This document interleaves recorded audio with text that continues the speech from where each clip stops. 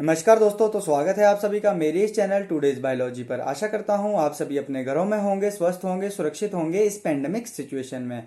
तो आज से मेरे इस चैनल पर एक सीरीज स्टार्ट होने वाली है जो कि बेस्ड है ऑर्गन सिस्टम पे। ठीक है, कितनी तरह के होते हैं ऑर्गन सिस्टम, क्या उनके फंक्शंस है, इसके लिए मैं एक एक डेडिकेटेड एक प्रॉपर वीडियो लेकर आने वाला हूँ। ठीक है, और आज ये पहली वीडियो है इस सीरीज की। इसमें मैं आपको केवल इंट्रोडक्शन दूंगा कि क्या होता है ऑर्गन सिस्टम, कितनी तरह के ऑर्गन सिस्टम्स प्रेजेंट है और क्या उनके बेसिक फंक्शंस है, और जो ऑर्गन सिस्टम है उनमें कौन कौन सा जो ऑर्गन्स है वो इंक्लूड होते हैं। ये सब कुछ आज मैं आपको इस वीडियो में बताऊंगा। और आज के बाद इस चैनल पर जो है एक सीरीज स्टार्ट होने वाली है। ठीक है, जिसमें कि मैं हर एक दिन जितने भी ऑर्गन सिस्टम हैं उनमें से एक ऑर्गन सिस्टम लेकर उसके बारे में प्रॉपर डिटेल में एक वीडियो बनाऊंगा और हर दिन अपलोड करूंगा। अगर आपने अभी तक चैनल सब्सक्राइब नहीं किया है तो मेरे इस चैनल को सब्सक्राइब कर लें, और आप हमें फॉलो कर सकते हैं इंस्टाग्राम आईडी पर, लिंक डिस्क्रिप्शन में दे रखा है। तो चलिए शुरू करते हैं, देखते रहिए टुडेज बायोलॉजी।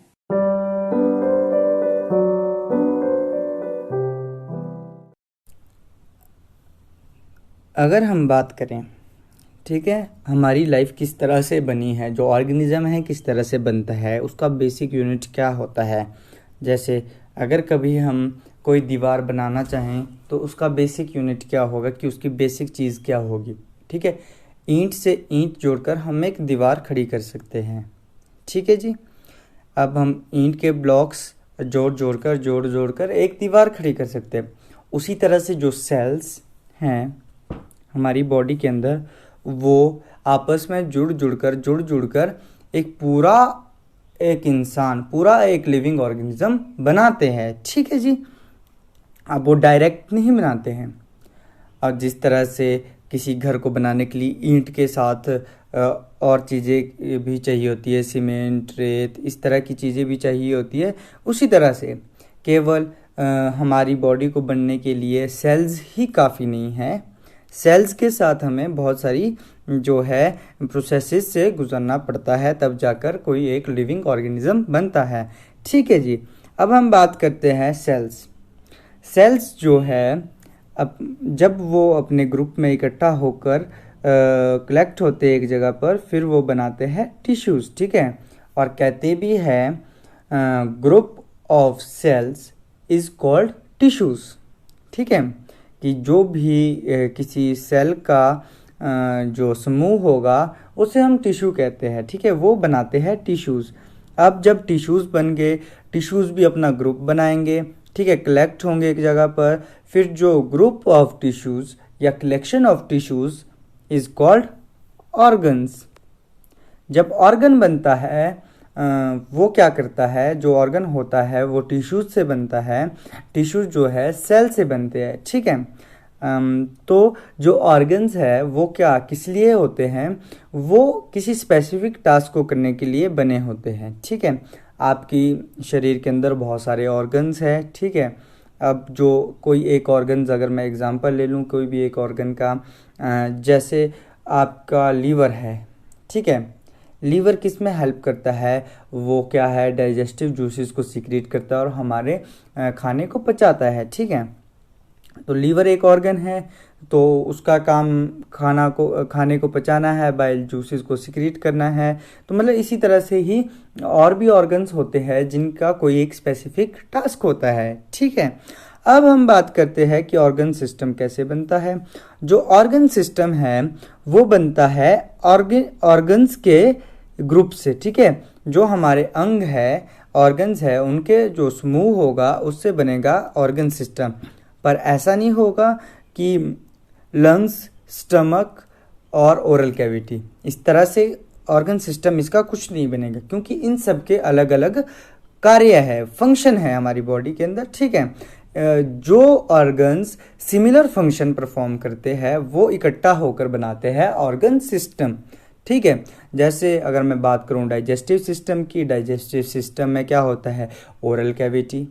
ठीक है, ओरल कैविटी के बाद एसोफेगस, फिर liver, stomach, small intestine, large intestine, rectum, anus. ठीक है, ये सब है डाइजेस्टिव ऑर्गन सिस्टम, क्योंकि इसमें जो है खाना पहले ब्रेक डाउन ओरल कैविटी में हुआ, फिर डाइजेस्ट हुआ, फिर वो जो न्यूट्रिएंट्स एब्जॉर्ब हुए और एक्सक्रीट हुआ एनएस के थ्रू, जो हमारा वेस्ट प्रोडक्ट है। ठीक है, तो इसका क्या रोल था कि जो हमारा फूड है उसको डाइजेस्ट करना। ठीक है, ये जितने भी इसमें ऑर्गन्स थे ये सब इन्वॉल्व थे, ये हेल्प कहीं ना कहीं फूड को डाइजेस्ट करने में, फूड के न्यूट्रिएंट्स को ऑब्जर्व करने में कर रहे थे।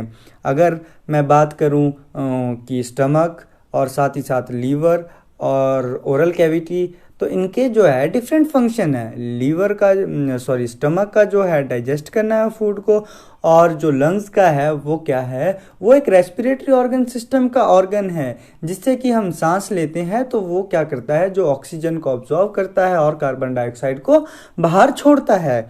तो इस तरह से जो है जो ऑर्गन्स सिमिलर टास्क परफॉर्म करते हैं उनका ग्रुप बनाता है एक ऑर्गन सिस्टम को। ठीक है, फिर जब ये ऑर्गन सिस्टम बन जाता है तो फिर क्या होता है कि ऑर्गन सिस्टम बनने के बाद बनता है ऑर्गेनिज्म।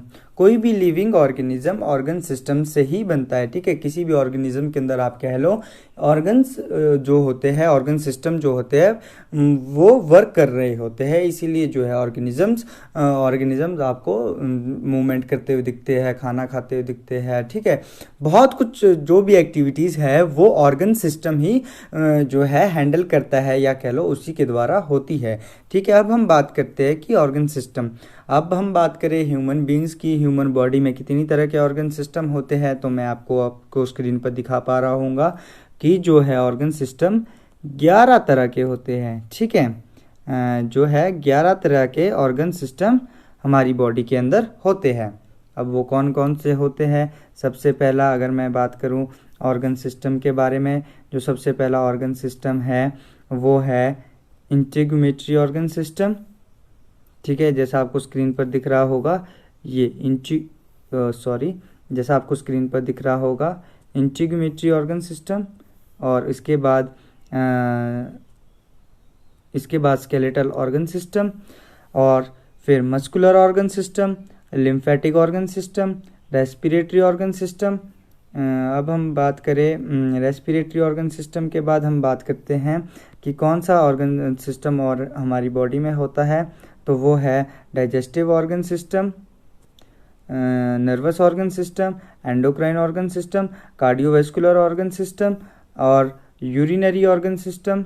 आपको दिख रहा होगा स्क्रीन पर, यूरिनरी ऑर्गन सिस्टम भी एक हमारी बॉडी का ही पार्ट है, और साथ ही साथ जो एट दी एंड वो है रिप्रोडक्टिव सिस्टम।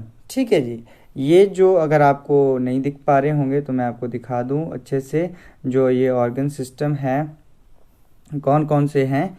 ठीक है, ये देखिए इंटीग्यूमेटरी ऑर्गन सिस्टम था, और इसी के साथ skeletal, muscular, lymphatic, respiratory, digestive, nervous, endocrine, cardiovascular, urinary और रिप्रोडक्टिव ऑर्गन सिस्टम। ठीक है, अब हम बात करते हैं इंटीग्यूमेटरी और स्केलेटन ऑर्गन सिस्टम के बारे में। इसमें कौन कौन सी जो है ऑर्गन्स इंक्लूड होते हैं। ठीक है, पहले हम बात करते हैं इंटीग्यूमेटरी ऑर्गन सिस्टम के बारे में। जो इसमें इंक्लूड है ऑर्गन्स वो है स्किन, हेयर एंड नील्स। ठीक है, अब हम बात करें अगर स्केलेटल ऑर्गन सिस्टम के बारे में, जो स्केलेटल ऑर्गन सिस्टम है इसमें इंक्लूड होते हैं बोन्स एंड जॉइंट्स। जितने भी हमारी बोन्स है, हड्डियां हैं, मानव शरीर में 206 हड्डियां होती है। आप सभी को पता होगा कि ह्यूमन बॉडी में जो है 206 हड्डियां होती हैं। ठीक है, और उनको कनेक्ट करता है, उसे कहते हैं हम जॉइंट्स, और जिन्हें हम जोड्स कहते हैं। जैसे ये कोई बोन है, ठीक है, इसको कनेक्ट करेगा जॉइंट, जैसे आपका ये एल्बो हो गया। ठीक है, तो जो जॉइंट्स है और बोन्स है वो आती हैं हमारे स्केलेटल ऑर्गन सिस्टम के अंदर। अब हम बात करते हैं इसके साथ मस्कुलर और लिम्फेटिक ऑर्गन सिस्टम के बारे में। मस्कुलर ऑर्गन सिस्टम में जो ऑर्गन्स या आप कह लो मसल्स आती है वो है कार्डिक, स्मूथ एंड स्केलेटल। ठीक है, ये जो मसल्स है ये मिलकर बनाती है मस्कुलर ऑर्गन सिस्टम को। अब हम बात करें लिम्फेटिक ऑर्गन सिस्टम के बारे में। लिम्फेटिक ऑर्गन सिस्टम जो है वो लिम्फेटिक ऑर्गन सिस्टम जो बनाता है वो बनता है रेड बोन मैरो से। ठीक है, और thymus, lymphatic vessels, thoracic duct, spleen, lymph nodes, जो ये सब है ये ऑर्गन्स मिलकर बनाते हैं हमारा लिम्फेटिक ऑर्गन सिस्टम। अब हम बात करते हैं इसके साथ जो है रेस्पिरेटरी ऑर्गन सिस्टम और डाइजेस्टिव ऑर्गन सिस्टम के बारे में। रेस्पिरेटरी ऑर्गन सिस्टम में जो है कौन कौन से ऑर्गन्स इंक्लूड होते हैं वो है नेजल कैविटी,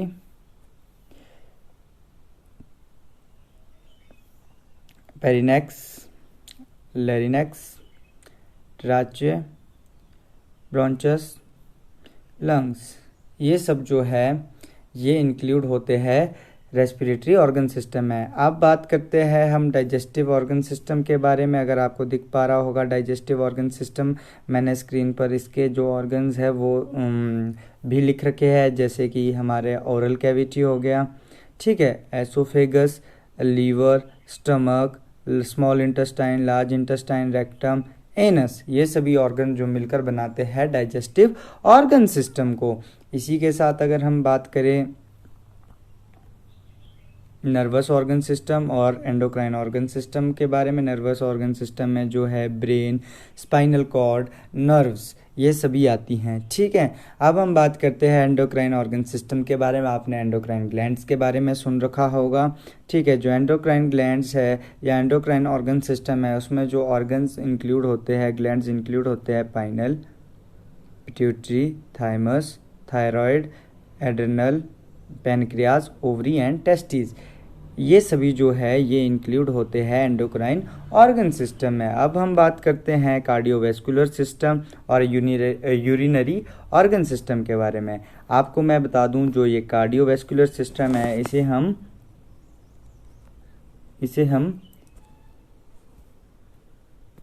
हम